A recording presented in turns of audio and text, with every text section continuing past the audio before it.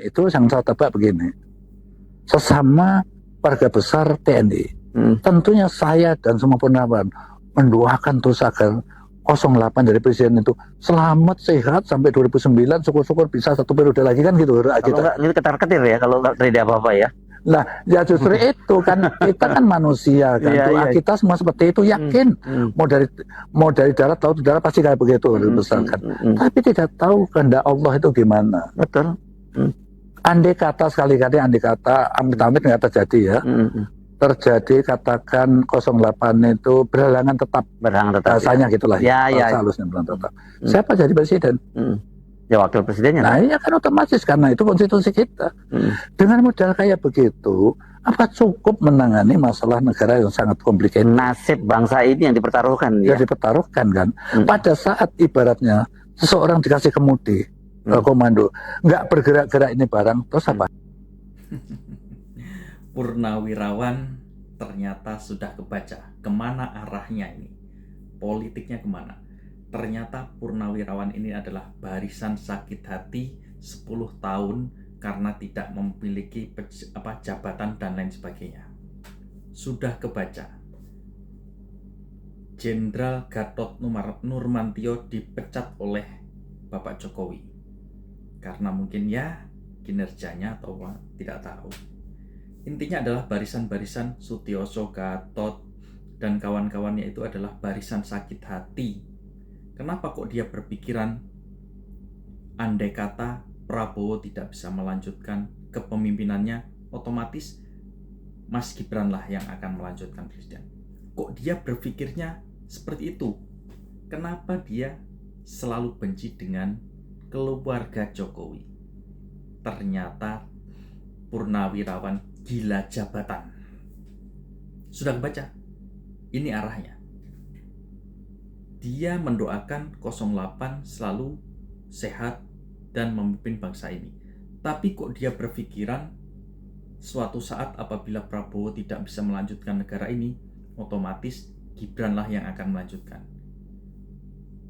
Apakah dia ini Tuhan, bisa menghendaki kuasa Tuhan? Kok berpikiran seperti itu?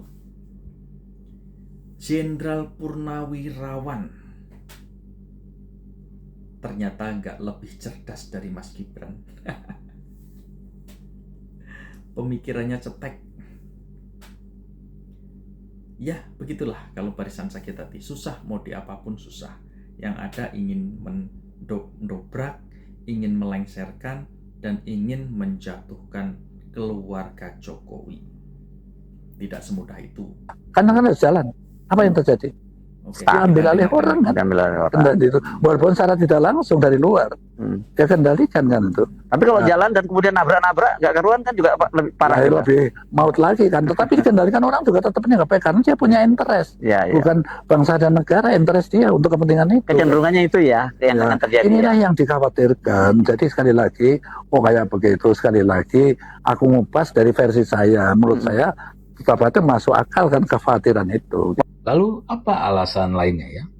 Alasan lainnya adalah karena Gibran belum berpengalaman. Ini lucu juga kan? Apakah kalau mau jadi wakil presiden harus berpengalaman menjadi wakil presiden? Nah, enggak juga. Ya kan? Apakah kalau mau jadi presiden harus berpengalaman jadi presiden? Tidak. Enggak juga. Jadi apa ukurannya mereka? Ya ukuran mereka hanya tidak berpengalaman saja. Tapi mereka tidak bisa menjabarkan apa tidak berpengalaman itu. Ya. Kalau mau bicara pengalaman ya dalam menjadi eksekutif ya. Tentu kalau dibandingkan dengan calon wakil presiden yang berlaga saat 2024 Mahfud MD dan Muhaimin, maka yang bisa dibilang berpengalaman ya Gibran ya, karena Gibran sudah pernah menjadi wali kota Solo ya. Pernah di kepemerintahan. Artinya secara pengalaman beliau lebih berpengalaman dibandingkan Mahfud MD dan Muhaimin. Hanya seorang. Lalu apalagi yang mau dicari alasannya? Kalau urusan muda ya tentu sudah terbantahkan karena nggak harus soal umur ya, Betul. soal umur, soal kemampuan itu.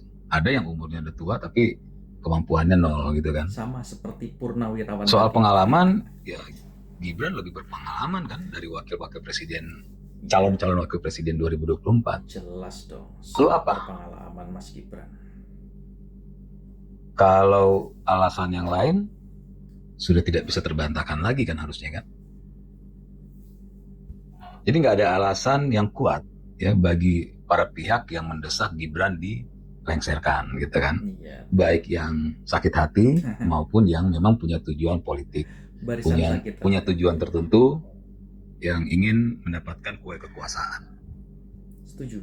Yang pasti dari dua pihak ini bukan untuk bangsa dan negara ya, tidak. Itu sudah saya pastikan. Gibran ini manusia nggak bermutu. Saya ngomong, waktu kami menghadap Pak Kumis Bermutu katanya. sedang merendahkan wakil presiden. Dengerin Mak satu. Pak Kumis bilang Gibran itu manusia yang tidak bermutu.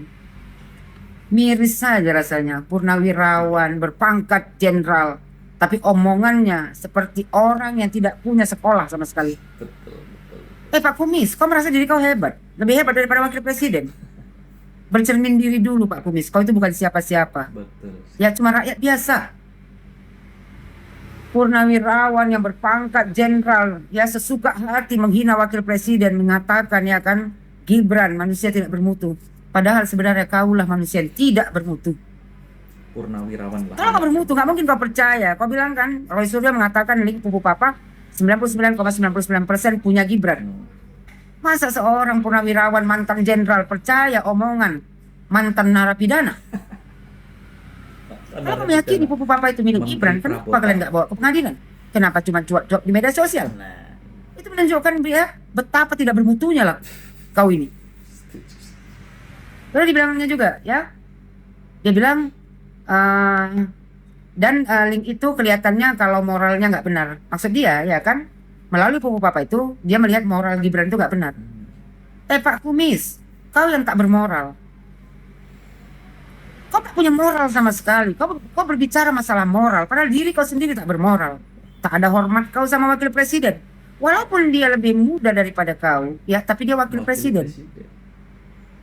Tertinggi jabatan daripada kau tuh publis. Bicara moral padahal diri sendiri tak bermoral, mengatakan wakil presiden ya tidak bermutu. Pak Kumis, masa kau sudah selesai. Kau tuh bukan siapa-siapa, hanya rakyat biasa. Jadi nggak usah belagu seolah-olah kau punya kuasa. Setuju Mak.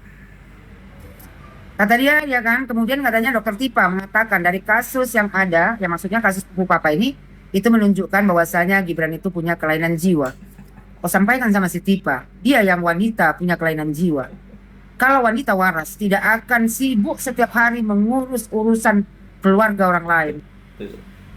Perempuan tak tahu malu kan, Dokter yang Tipa. punya gangguan jiwa, Gangguan jiwa setiap dia. hari kerjanya cuma mengurus yang mantan presiden dan keluarganya. Apa itu yang mau kau dengar ucapannya? Di mana mutu kau sebagai mantan jenderal percaya dengan manusia seperti ini? Aneh aja nengok kalian ini. Kau bukan siapa-siapa. Dulu waktu kau masih menjabat bolehlah kau ya kan sombong. Sekarang kau mau sombong. Apa yang mau kau sombongkan? Kau bukan siapa-siapa, tak punya jabatan apapun. Cuma rakyat biasa yang hanya berkoar-koar seolah-olah kau merasa hebat.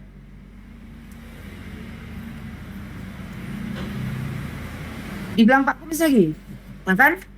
Jadi bilang dia Prabowo itu sebagai manusia, walaupun punya andil, salah karena dia ikut memilih Gibran. Salahnya di mana? Kalau seorang Prabowo Subianto memilih Gibran Rakabuming Raka menjadi wakilnya, yang salah itu kalau Prabowo Subianto memilih kau menjadi wakilnya. Karena kau cuma apa? Cuma sampah masyarakat. Dia bilang kalau seandainya Gibran mau tuntut dia katanya. Nggak perlu juga ya wakil presiden menanggapi orang-orang seperti kau ini. Sampah itu Pak Kumis akan busuk dengan sendirinya. Betul. Dibilang Pak Kumis lagi ya kan, kalau negara ini bukan negara kerajaan, ya, yang namanya putra mahkota calon pengganti raja anaknya. Pak Kumis, siapa bilang negara kita negara kerajaan? Kalau seandainya negara kita negara kerajaan, otomatis Gibran itu sudah diangkat Pak Jokowi menjadi presiden di negara Republik Indonesia ini. Yang memenangkan Gibran dan Bapak Prabowo Subianto dan rakyat Indonesia. Kenapa kau sakit hatikan sama Pak Jokowi? 58% rakyat. Sarankan sama kau, istirahatlah ya, umur pun udah maghrib. Jangan menebar kebencian. Kaulah sesungguhnya manusia tak punya mutu sama sekali. Percuma kau akan pendidikan tinggi dulu waktu kau dinas pangkat kau tinggi, tapi moral, akhlak kau, etika kau tak ada sama sekali. Maka pertanyaan ini perlu dilontarkan keras-keras. Yang mempertanyakan kapasitas Gibran itu sungguh peduli pada bangsa, atau sekadar sakit hati karena tidak kebagian tempat di puncak kekuasaan? Peduli negara atau cuma peduli ego? Sutioso bilang nasib bangsa dipertaruhkan. Betul, nasib bangsa ini memang dipertaruhkan. Tapi justru karena itu dibutuhkan energi baru, kepemimpinan baru, semangat baru. Bukan pikiran-pikiran usang yang takut perubahan. Kalau hanya mengandalkan pengalaman tua, tapi menolak pembaruan, itu namanya mengkhianati semangat zaman. Kalau hanya berani kritik dari jauh, tapi tidak mampu memberi solusi nyata, itu namanya mencari panggung, bukan membangun bangsa. Kritik itu sah, tapi kritik kosong, tanpa argumen yang logis itu cuma jadi suara sumbang.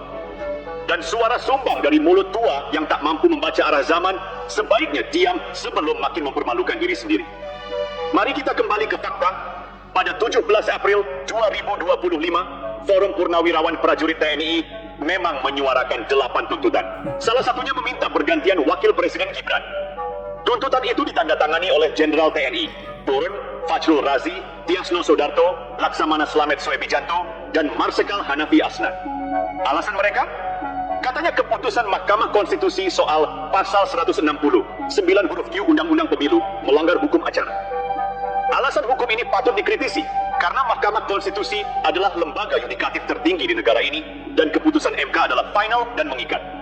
Mengusulkan pergantian wakil presiden karena ketidakpuasan terhadap keputusan Mahkamah Konstitusi, ini bukan membela hukum, ini mencederai demokrasi.